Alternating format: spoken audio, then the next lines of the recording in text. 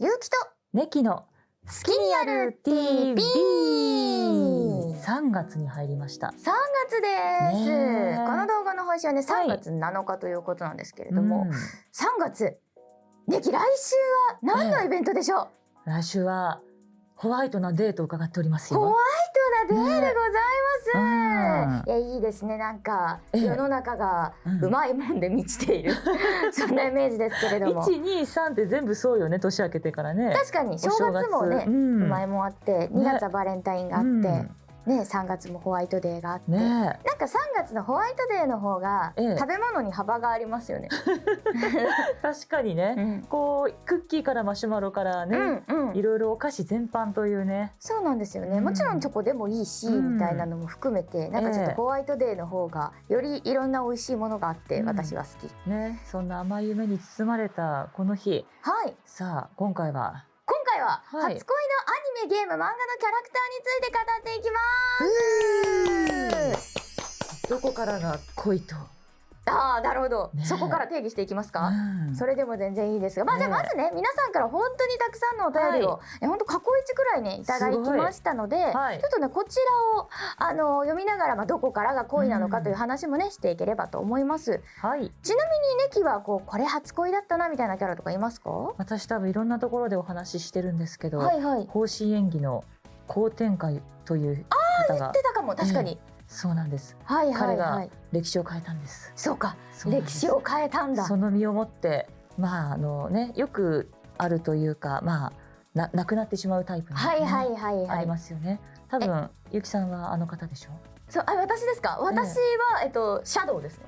そっちだった。そうだった。ロックオンではなかった。ロックはだいぶ先ですね。そうか、初ではないか。そう、私の初恋多分ソニックとシャドウじゃないかなとそこから思いますね。そう、いやでもなんかもっとなんかすごい理由なくだったかも。なんかかっこいいぐらいのふわっとしたイメージで、もう直感的に好きっていうね。そうだった。いやなんかやっぱり当時やってるゲームの中でも、そのヒーローをやろうと思ってヒーローをやってるんじゃなくて、己の好きなことをしていたらいつの間にか世界を救っていたっていう形をとってたやっぱソニックってめちゃくちゃかっこよくて。そうね。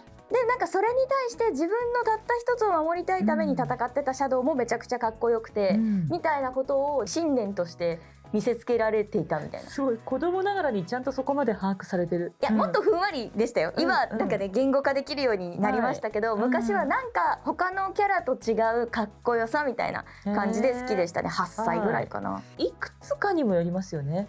早熟な方もいるし。確かにね。いくつの時にっていうのは絶対ありますね。私は本当中学生ぐらいだったので。だからそれでいうとあおちゃん今だから何歳だろう。4、5歳でってこと。8歳。その時は8歳でしたね。そうとかでかっこいいと思って、なんかいわゆる推しともまだそんな言葉はなかったみたいなぐらいになってたのかなと思いますね。でもなんかこれもいろんなところで私も話してるんですけど、その好きな相手であったソニックのぬいぐるみうちにあって、それをなんかベビーカーとかに乗せてて、愛情の形が示し方がまだ分かんないから、とりあえず赤ちゃんのようにすることで愛してみたんだと思ったら、なんか本能かもと思って今振り返るとね、その時は一緒にね遊ぶっていうのがね、そういうなんていうか触れ合い方だっただけで。とかあとさ、お母さんにされてきた愛情とかっていうものを愛情としてはきっと理解してたから、同じことをしてあげるよみたいにきっとなったんだと思うんですけど、ソニックをベビーカーに乗せてメルちゃんの傾けると減るミルクとかをあげました。ありましたね。そういやね、みんなにもいろんな恋愛道あると思いますので、ちょっと行ってみたいと思います。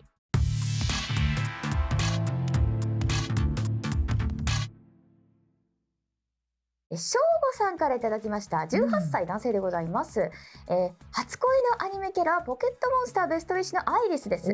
僕が小学3年生の時、当時アニポケ勢でサトシと仲のいいわんぱくで元気なアイリスを見てとっても元気が出て好きでした。特にチャンピオン姿が一番好きですということで、ありがとうございます。とっても元気が出て好きでしたって、なんかいいですね。健全な好きというか。いや、わかる。なんかきっと当時3年生だと、アイリスもきっとそんなもんだと思うので、一緒に遊んだたら楽しいだろうなみたいな、なんかこう一緒に公園で遊ぶとこきっと想像してもらったのかなっていうのを、なんか微笑ましい気持ちになってしまうし、この小学生らしいというか、そうなんですよ。やっぱりそうアイリスって普通の時はこのなんですけどチャンピオンになって、でそうすると織姫様みたいになるんですけど、これもゲームに準拠していて、そうなんですよ。でもチャンピオン姿が一番好きってやっぱり彼女の輝いてる姿がね、なんでしょう、女の子らしくと言いますか、元気さも残りつつ女の子らしい格好になってすごい可愛いんですよね。これね、チャンピオン戦になった時のゲームのアイリス戦の音楽もめちゃくちゃ良くて、そうだ、ぜひねブラックホワイト遊べる方いらしたら、ぜひねアイリスのチャンピオン戦の曲聴いてみてほしいんですけど、そこも含めてきっとお好きなんでしょうね。まあでもね、アニポケからハマってくださってるっていうのもねすごい嬉しいですね。ちなみにCV を担当させていただいておりました。そうですね。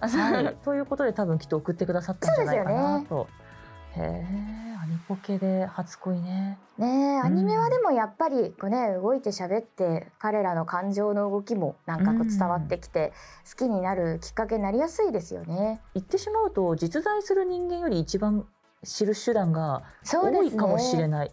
そうなんか何だったかな、なんか、私YouTube チャンネルの大喜る人っていうチャンネルさんわかりますかね。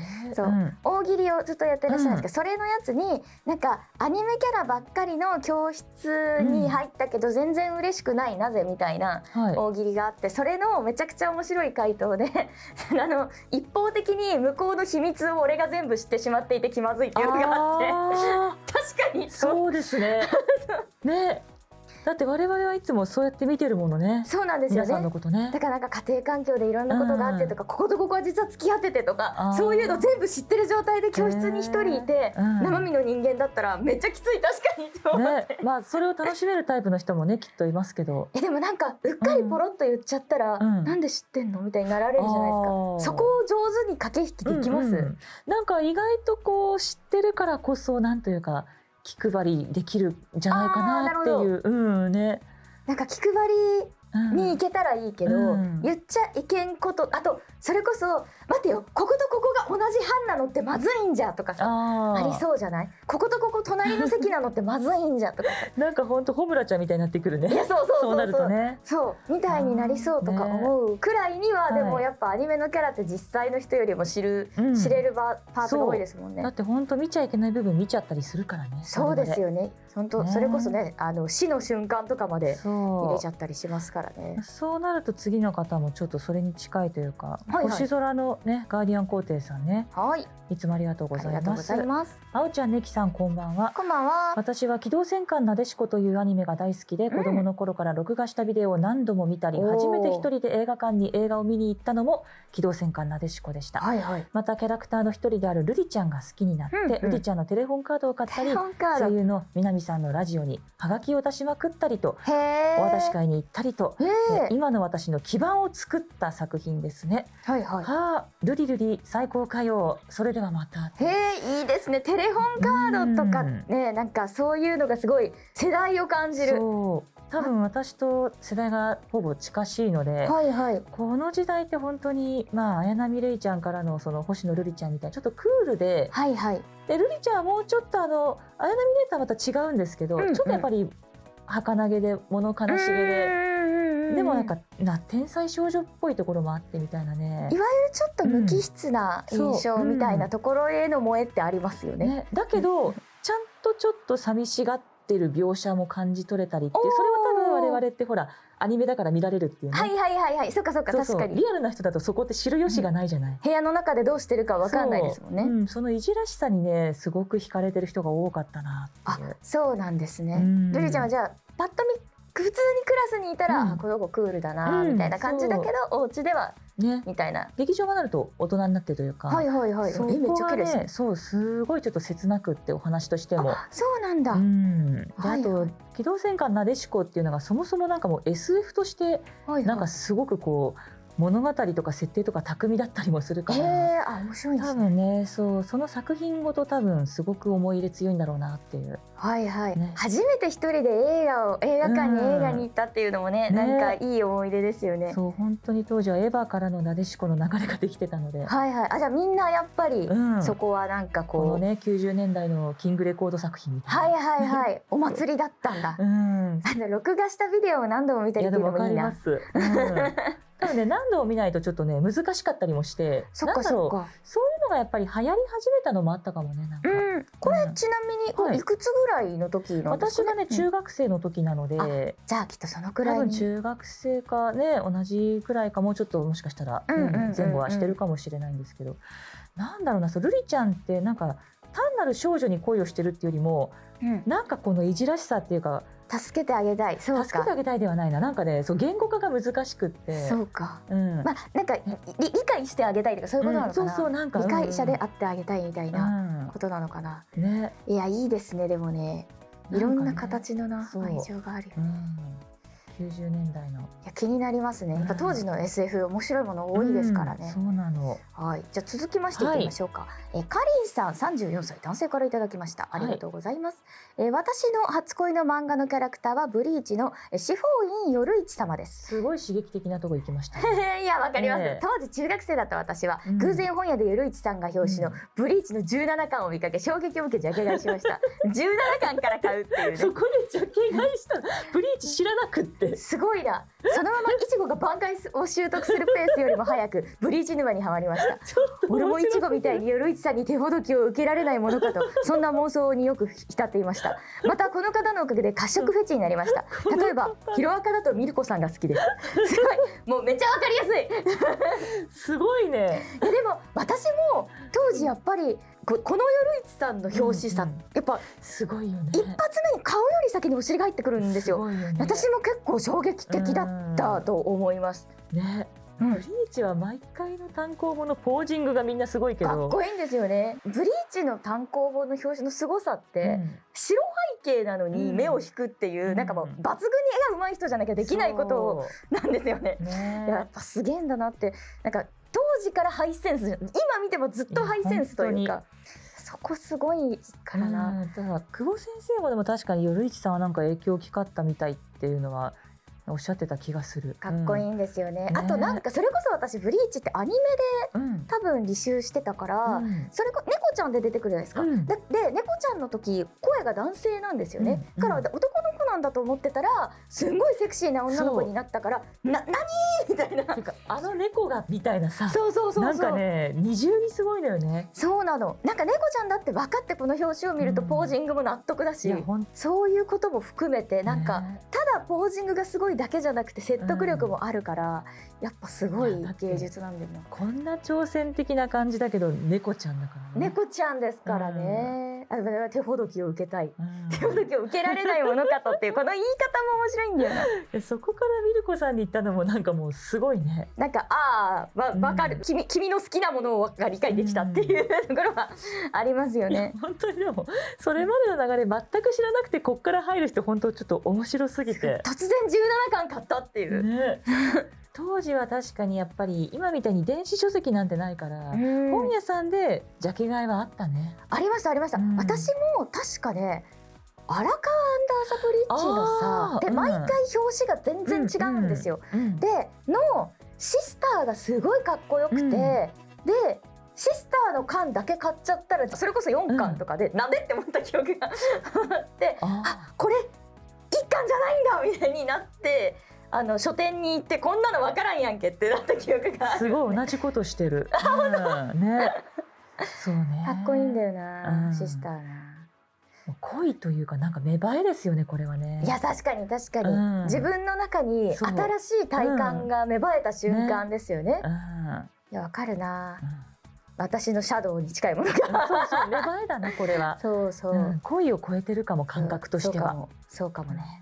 いやでもそういう愛と恋もあるよね。あるしブリーチっておっぱい印象的だけどやっぱお尻すごいねこれに関してはね。確かにそうですね。夜市さんどっちもすごいけどお尻を開き、あとなんかさ変な話ですけど顔より上にお尻があることってさ、しんちゃん以外ないじゃんだからすごいこの構図に見た衝撃ってやばいよね、本当にね。先にお尻が目に入る、ね、なんかすごいよね。ブリーチの絵ってさ、止まってるけど動いて見えるのがすごい。そうですよね。いや、いいよな。それは芽生えちゃうよね。いや、私もでもブリーチの中で一番好きな女性キャラって言ったらよるいちさんかも。そうね、よるいちさんはまあ確かに魅力的。かっこいいしな。そうだよ。あとまあ物語的にもいいもんね。そうなの。なぜ連れて行ってくださらなかったのですか。そうなんですよ。いいかもな。いや、迷うけど、でも迷う。当時からでもよるいちさんかも、言われてみれば。みんな女の子たち可愛いからな。私はリルカだな。なんか強い女好きだから、みたいなのも含めていくとよるいちさん。そうね、そう考えるとまあブリーチって女の子たち、織姫も含め実はみんな強いよね。確かに確かに。芯が強い人たち。そうですね、そうですね。いちごみたいによるいちさんのってほどきを切られないからちょっとすごくいいな。これ面白いですよね。いいご趣味で。じゃあ続いてまいりましょうか。はい。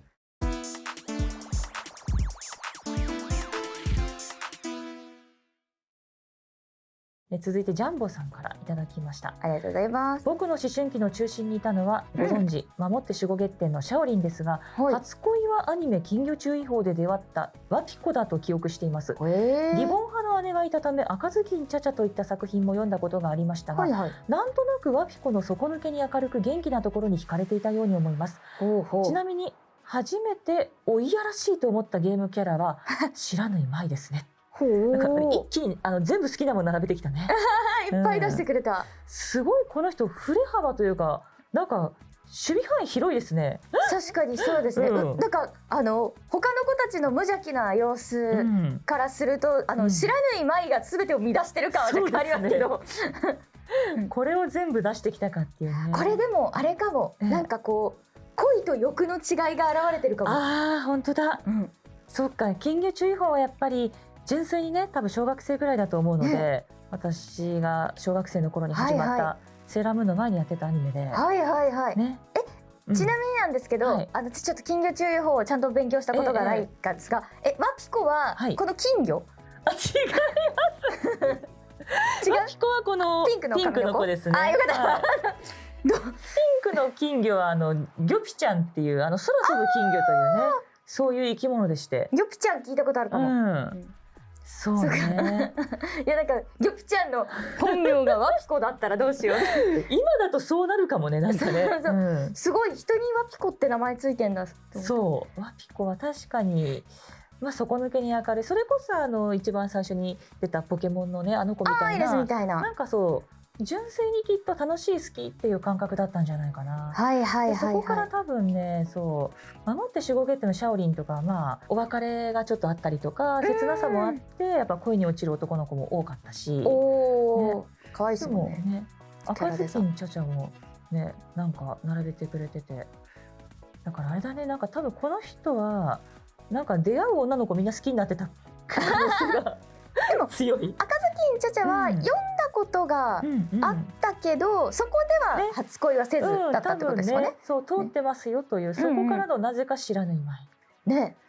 そうですよね。知らない舞はでもこれ衝撃でしたよね。なんかふんどしっていうね、すごいですよね。だってなんかしかもさ、あそこふんどしああなってるってことはさ、パンツ履いてないってことですよね。あれって紐出てないもんね、腰のとこに。おそらくなんか足とか上げたらなんか本当に YouTube では載せられないみたいになってしまう。YouTube じゃなくてもダメじゃない？おいやらしいって思ったからまた恋愛とは別軸かもしれないね。そうだからその愛と欲の違いが出てるってそういうことですよね、きっとね。そうだし、あとはなんかその年齢になんか段階踏んでるのかもなとも思ってて、最初はこの一緒に遊ぶところが想像しやすい子が好きで、次はその心の交流というかより深く知れた相手をきっと好きになってて、最終そのやっぱりこうね、もうちょっとこう発育があった後のこう欲望の話にも落ち着いててとかなのかなっていうふうに。それ言ったら最初から夜市さんだったらさっきの人どうなっちゃうの？でほら最初から夜市さんだったらそこまではその何も芽生えらず来たのかもしれないですよ。いきなり浴びちゃったんだ。もしくは彼らもこのみんなの話を聞いたら、あ、そういうのならあったかもとかあるかもしれないですよね。そうかもね。そうだからどこからが恋と錯覚していたみたいな。なんでそんなドラマチックな。いや私本当にだから初恋は好転かって思ってたけど、その前のガンダムウィングのデュオかっこいいって思ってたなって。なんかかっこいい可愛いと好きがイコールなのかどうかも分からなくて、一体恋とはみたいなね。そうなんですよね。どこから好きっていうのがこうだからグラデーションですよね。そうですね、そうですね。人によって区分けが違うからこそちょっとお便りも面白いですけどね。だからそのグラデーションをきっとこうして表してくださったんでしょうね。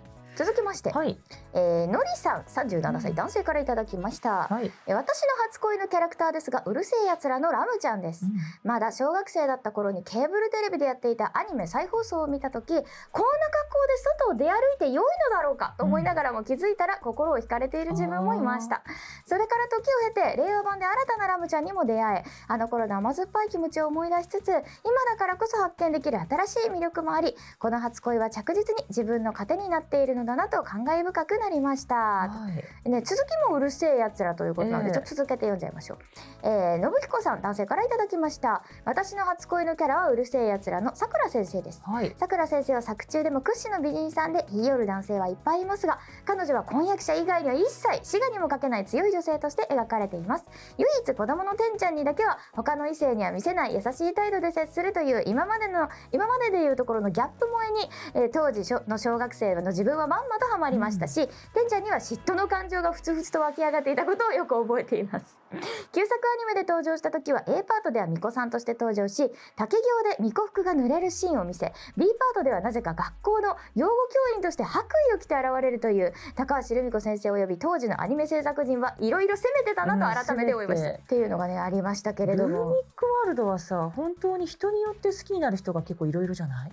でも、なんかそれこそ通して女の子みんな強いっすよね。そう。まあ女性作者なのもあるかも。ね、なんかさ不思議よね。こう日本人女性の良さみたいな感じでよく一歩二歩下がってみたいなおしとやかさを言われる時、例えられる時って多いけど、結局惹かれるのってこういう強い子たちよね。ね、なんか、どっちかっていうとやっぱそれこそルーミックワールドに出てくる女の子たちは芯も強いし、自分の好きなものもはっきりしてるし、意見もしっかり言うみたいな感じでしたね。でもどうなんだろう、当時のキャラクターってそういう子多かったのかな。当時は生きてないからあれなんですけど。そうなんですよね。いやでも今も多くない結局。でもちょっとそこから私的に世代で言うと、先ほどのルリちゃんとかエヴァの綾波とかはちょっとこうダウナー系が一時期こうね流行るというよりはなんかこう新たな多分ジャンルですよね。そう出会ったことない子たちだから惹かれたっていうのもあったと思うんだけど、エヴァに関しても結局またみんなアスカが好きになったりとか、結局強いその真の強さにはやっぱ惹かれるんでしょうね。そうですよね。なんかやっぱ芯が強い女の子がいないと話進まないしね。そうね。男の子たちがちょっと頼りないから特にねうるせえやつらなんかはね、男の子たちがみんな割と引っ張ってほしい願望があるのかもね。そうね、まあ、結局やっぱりおっかさんに惹かれるというところはあるかもしれないですよね。なんかさくら先生の良さとかも婚約者以外は一切滋賀にもかけない強さというのもありつつ、てんちゃんに向ける母性みたいなものというか、その子供のことを理解してあげたいみたいなのはあったりする、包容力もちょっと感じたりするじゃないですか。まあ付き合ってくれるというか、1回のデートに付き合ってくれるみたいな感じだったりするので、てんちゃんはね実は中身は全然ゴリゴリにおっさんなので、まあまあ良くないなと思いながらやってましたけどそうねそういう弱みにつけ込むんじゃないよみたいな、いきなり子供のふりするんじゃないよみたいな。ね、あったりして、てんちゃん側でやっぱね男側がちょっとうるせえやつらより良くない、うん、でもさ犬夜叉とかはさ犬夜叉もかっこいいじゃん。そうなのよねそうなのよね。あれもやっぱお座りって言われてっていうのはあるかどういうこと？なんかお座り願望？いやなんだろうな、そのやっぱカゴメに抗えないみたいなお座り願望じゃないですか。ところを書いてるってことなのかな。うん、だと思うけど、って思うとやっぱ強い女性のカゴメは強いです。いやカゴメは強いよね。カゴメが強いのは間違いないんだけど、そうなんか男性側が頼りない印象もなかったというか。確かに犬夜叉はそうね。犬夜叉は頼りなくはないけれども、やっぱりでもカゴメが引っ張ってくれてるっていうか、カゴメがいてみたいな私はね捉え方をしていたかもしれない。カゴメの何がすごいってなんか言うてみりゃ一番普通の子のはずなのに一番気強いっていうのがすごかったっすよね。いいな。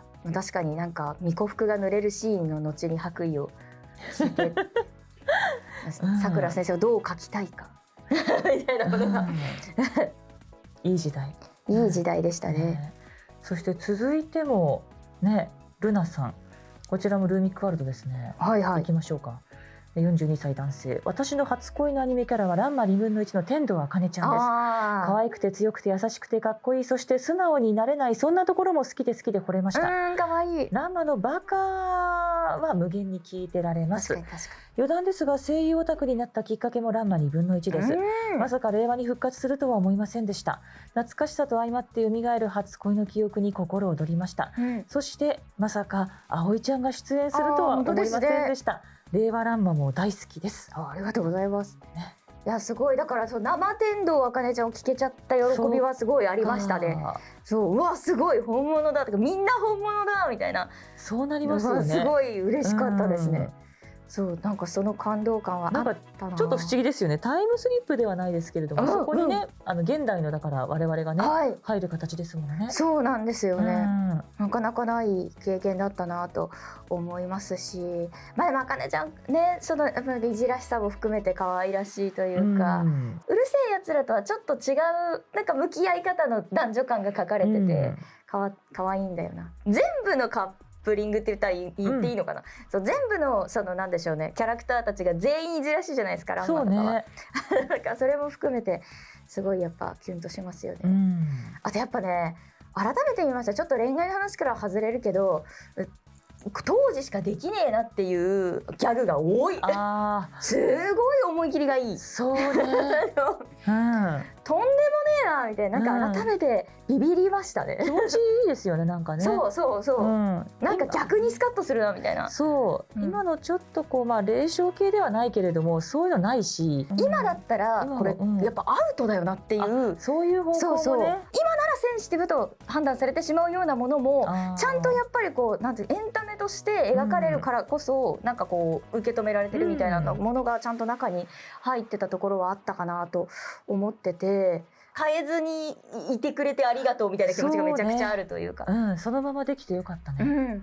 私なんか、もちろんね完全に残せてるわけではないとは思うんですけど、あとやっぱ当時の作品をだからこそもう一回見る理由もあるなと思うというか、今じゃ描けないものもちゃんと描かれてるというかみたいな、なんかこう面白さもあるよなと思ったというか、ちょっとだって当時私も多分ランマってアニメ見てたけど、再放送とかかな、なんかドキドキしたもん。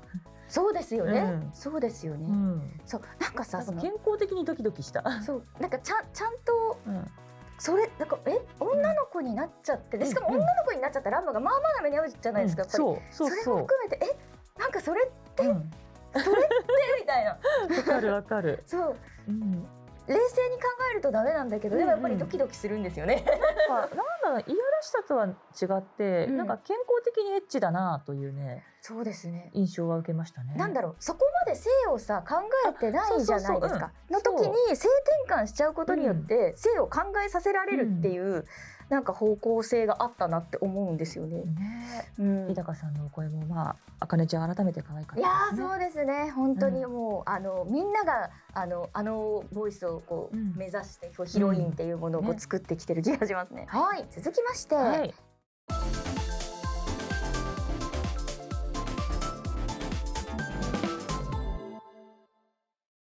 マルスさん21歳女性からいただきました。私の初恋ですがサイコパスという作品の鴻上信也さんです。シビラシステムに支配された世界の中で不器用だけど同僚を気遣うところや宿敵を追い求める危うさから次第に警察組織を離れシステムが存在しない世界で精神的に成長する姿に私は落ちていき、イベントやノイタミナショップに行くほど惚れています。また彼は読書家で知的な一面もあり、それが物語に大きく影響して面白いので、もしよければサイコパスをご覧くださいともうサイコパスを見てくださいというね作品の俺の推しを見ろーですね。いやずっと気になってはいた。いやこの人はでも本当にかっこいい。そうなんだ。とてもいい関さん。おー、キャラデザもかっこよくて好きなんですよね。そうとかもあったからずっと気になってはいるけど、そういえば手が出せてないなみたいな。そうね。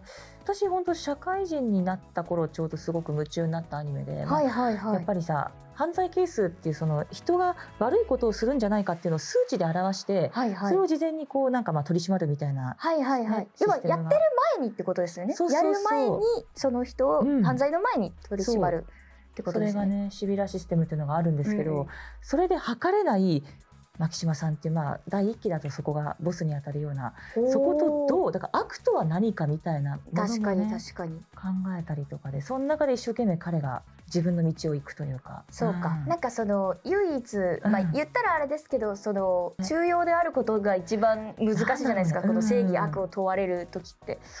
そこをやってくれるってことなのかな。本当。でも確かにそのなんか肉体派なのにちゃんと読書家でみたいなね、こうギャップの一面もあったりとかして、成人男性ってこうあってほしいみたいな理想が詰まってるかも。本当にかっこよくてね。いや絶対面白いんだろうな、見たらな。そうね、サイコパスもう一回見たくなりましたね。私誰にハマりそうですか？誰だろう。かがりくんどうだろうな。私はかがりくん好きだったけど、彼は石田明さんがやってるんですけど。ね。ちょっとでも1期2期と進んでいくと、でもやっぱり鴻上さんじゃないかな。でも確かに言うたら一番肉体派が好きっす、私。サイコパスって私誰っていうよりかはなんかもうそこでもがく皆さんが好きになってた。もうなんか箱推しって言ったらあれですけど、なんかその作品としてよくできてるってことですよね。そうなの。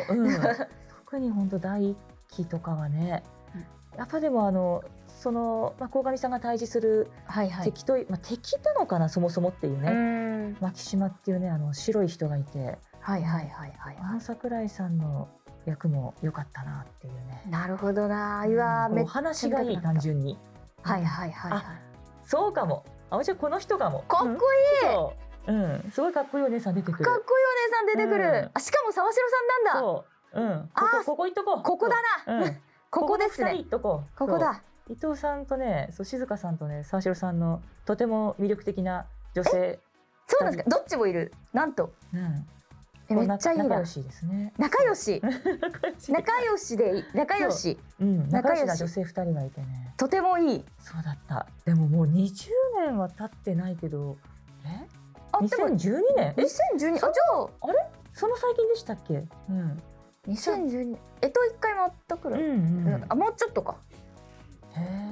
だからマドカマギカとか頃に多分近くて。でした。結構重めの作品が多かったんですよね。そうですね。監督さんが監督さんがその実写から来てるというか、だからちょっとね、なんだろう、ドラマを見てるような感覚。当時のなんていうんですかね、こう絵作り自体もね、なんかドラマっぽさあるなと思いながら傍からですけど見てたな。そうなんかね、アニメだけどそんなにアニメ見てる感覚じゃなかったかもな。これでもさ、今見て今ハマったらさ、しんどくない？そうね、彼はどこに行ったんだろうとか考えちゃうからね。いや、あとさ、なんかもう今だってグッズもきっとさ、当時ほど。いや大丈夫よ、そこら辺は手厚いよ。まだあるんだ。これ大人気アニメなんで。いやもちろんそうだけど、でもさ、なんか当時はそれこそコラボカフェとかやってたんだろうなとかさ、イベントやってたんだろうなとかさ、入場者特典あったんだろうなとかさ、そういうのが全然手に入らないわけじゃん。誰好きになるんだろう、ちゃん。怖いよね。ギノザさんかな。そうか。ノイタミナカフェとかだとずっとあるのか。うん、あ、年2、3回イベントやってる。すごい。そうイベントも未だにやってますね。へえ、あ、じゃあ全然今からでも押せるコンテンツだと思います。いや、なんかたまに本当にすごい昔の作品とかに唐突にはまると、なんかもうね、なんていう考古学になっちゃう時があるんですよ。それねってなるけど、そうか、まだちゃんと生きてる。すごいですね。やっぱ人気作品は10年以上ちゃんと供給し続けてくれるんだな。そうね、なんかこの人たちに関してはずっとそんな感じかもね。はいはい。じゃあ続いてみましょうか。はい。続いてラーレタンからいただき、ラーレタンさんからいただきました。もうおなじみ、ごめんなさい。私の初恋、現在進行形のキャラクターはデジモンよりエンジェモン様です。初恋から今までなんだ。ずっと好き。初めての出会いはまさしく衝撃。デジモンアドベンチャーにてパトモンからの進化の美女の良さ。美女確かに美しいですけど、倒された時は大号泣のトラウマでした。本当だよね。その後フロンティアにて女の子を助けるシーンで激しく嫉妬し自覚しました。映画での女性を助けるシーンもそこを変われと。女性助けすぎだよ。ホーリーエンジェモンに進化した場合にはときめかないので。進化しちゃダメなの。ホーリーエンジェモンにはときめかないんだ。エンジェモン様のみなのです。あの美しいお顔、髪、翼に肉体美、悪に対する過激なところも含めて大好きです。めっちゃ面白い。ホーリーエンジェモンダメなんだ。ホーリーエンジェモンはダメなんだ。そんなにめっちゃ変わりましたっけ、ホーリーエンジェモンとエンジェモンって。ちょっとこうね、被っちゃう感じあるからね、なんかね、いろいろね、仮面じゃないですけれども。いや、エンジェモンのもこの美女の良さっていうのがそうだけど、はいはい、そうちょっとね、ホーリーエンジェモンになるとこう装飾がね、こうなんていうかね、そうか、より大天使になっただけちょっとホーリーしちゃうんでね、イメージがねありましたけどね。そうエンジェウーモンもいいですよね。エンジェウーモンなんかだって当時多分そこで壁よっていう人がたくさんいたんじゃないかな。ね、まあなんか西野頼一さん、東のエンジェウーモンみたいな感じで。そう。あとね、別の方向でレナモンっていうのもいますよ。そうレナモンはわかる。レナモンはいいよね。いや、そうエンジェウーモンは本当当時男の子たちがドキドキしたっていうのは結構聞いてたんですけど、エンジェモンでここまで過激な。でも私もエンジェモンが一番好きだったかも。本当？てかパタモンが好きで。ああね。ちょっと私ラーレタンさんとはエンジェモンにこう対する感情が違うかもなんだけど、どんなにかっこよくこうエンジェモンになってもパタモンじゃん。なるほど。お前どんなにかっこよくなっても、でも私の腕に抱かれてるパタモンなんだよっていうところに興奮があるよね。そういう見方しちゃうんだ、このエンジェモンを。私割とそういう良さでした。なるほどね、ちょっとなんかドキドキするね。なんかそうなんですよ。こんなにすごいかっこよくて、もうなんかそれなんかお姫様抱っこ的な感じ想像できるけど、ちゃうねん。そうなるとじゃあエンジェウーモンも猫ちゃんじゃん。猫ちゃんじゃん。そうなの。そういう見方しちゃう。デジモンってそこがむしろあるというか、いつまで経っても私のちっちゃい可愛い子でいてくれる感じがいいんだよね。そう、なんかポケモンのこう重ねていく進化もいいんだけど、核の姿に戻るっていうのもやっぱ良くて。だってこっからまた戻ったら、さっきあんなに羽ばたいてたのにみたいになるんだ。てかなんならだけど、さっき私をお姫様抱っこしてくれてたのに、今は私が抱っこしているが可能なわけですよ。なるほど。そうなのかな、ラーレタンもね。だけどもラーレタンもうちょっとあれだよね。もうちょっとちゃんと夢見てる。そう。だってね、他の女の子助けてたら嫉妬しちゃうからさ。ね。そうなの。私はむしろだから女子を助けるシーンとかで、嫉妬っていうよりはどちらかというとカッコつけちゃってパタモンのくせに気持ちが結構好きかも。面白い。でもエンジェモンが好きって気持ちはめっちゃわかる。どっちかというとやっぱモンスターのが好きだから、やっぱ最初がさソニックとシャドウって思うと、そうね、そこからも来てるもんね。系譜として人型ではない。まあエンジェモン人型ですけど、わかるな。美女ね。やっぱホーリーエンジェモンに進化した場合はときめかないんだっていう一文がマジで面白いんだよ。なんでダメなの？まあこっちの方が好きっていうのはわかるけど、なんだろう、ホーリーエンジェモンちょっとあれかな、過剰なのかな。まあそうですよね。この美女がいい気持ちはめっちゃわかる。ね、もうくるくる回ってこれになる姿が印象的すぎてね。そうですよね。そうくるくるくるくるっていうね。なんですよね。面白い。いや、いいな。なるほどね。さあということで、ここでお時間です、あっという間でしたね。という間でしたね、さてキノコップからお知らせです。テレビアニメ永遠の消防隊3の章からオンラインくじ永遠の消防隊3の章キノコップパジャマパーティーコレクションくじが登場。パジャマパーティー。パジャマ姿に身を包んだキャラクターたちの新規書き下ろしイラストを使用した等身大タペストリーやビッグアグリルスタンドなどインパクト抜群のアイテムや、缶バッジなどのおなじみのアイテムまでラインナップ。私ゆきおいがキャラクターボイスを担当する玉木こたつのパジャマ姿にもご注目ください。じゃあこの子が初恋だとこの子のパジャマ姿も見られちゃうってことだ。そういうことにやっぱりアニメってそういうとこありますよね。なりますね。絶対だって普通の人間関係だったらここまで踏み込めませんからね。それで言うとね玉木ちゃんは脱げちゃうから。そうだ、あの子はそうなんですけど、ただほらやっぱりパジャマとかさ寝室ってなるとさね、まあ、でもこれも脱げちゃうからそっか、だからね、意味ない。ようやく着てるっていうところをね、皆さんぜひゲットしてください。逆にいつもより布多いんだ。そう、いつもより布多いんです。この子はそうでしたね。すぐパンツになっちゃうから逆にでも着てる方がちょっとドキドキするね。じゃあそうですね、なんかちょっとねこう肩が出ちゃったみたいな方がね、まあでも普通に女の子ですから彼女たちもそうねすごい可愛いイラストになっているので、ぜひぜひ皆さんゲットしてあげてください。続いて番組からのお知らせです、番組開始1周年となる2026年5月にリアルイベントを実施いたします。あえての配信なしでここでしか聞けないトーク展開します。すごい。なので安心ですね。何やっても、そうですよ。何言っても、何が行われてもすごい深い話よ。いやもう何する？だってさ、配信できない話が一番面白いからさ。そうなんですよ、そう絶対配信しないから。絶対配信しないからね、そう特典付きチケットは皆さんが着用できるお面と私がデザインしたオリジナルシールが付きます。やったね、いろいろ組み合わせられるように何種類か作ってみたので、ぜひぜひ皆さんねペタペタ貼って楽しんでいただくもよし、お面に直にご自身でね絵を描いていただくもよしですし、楽しんでいただければと。これはもう自分でカスタマイズできる。そうなんです。じゃあ皆さん楽しみにしてます。書くのが苦手な人用にシールも準備してみたけれども、っていうね絶対なんかメカっぽいのとか来るでしょう。いいですね。楽しみにしてます。いいですね。いやみんなのねお面ちょっとどんな感じにアレンジしてもらえるのかワクワクですね。でイベントの詳細、今後の配信や公式 X をご確認いただけますと幸いです。番組ではリスナーの皆さんからのお便り大募集しています、概要欄のメッセージフォームからお願いします。この番組はまだ知らない好きとつながろうキノコップの提供でお届けしております。ゆうきとねきの好きにやる TV オフィシャルグッズが発売中。詳しくは概要欄をチェック。またキノコップメンバーシップご登録いただくとメンバー限定の動画ご視聴いただけます。チャンネル登録と高評価、番組 X のフォローもよろしくねということで、今回初恋回でしたけれども、どうでした？なんか恋もあれば芽生えもやっぱりありましたね。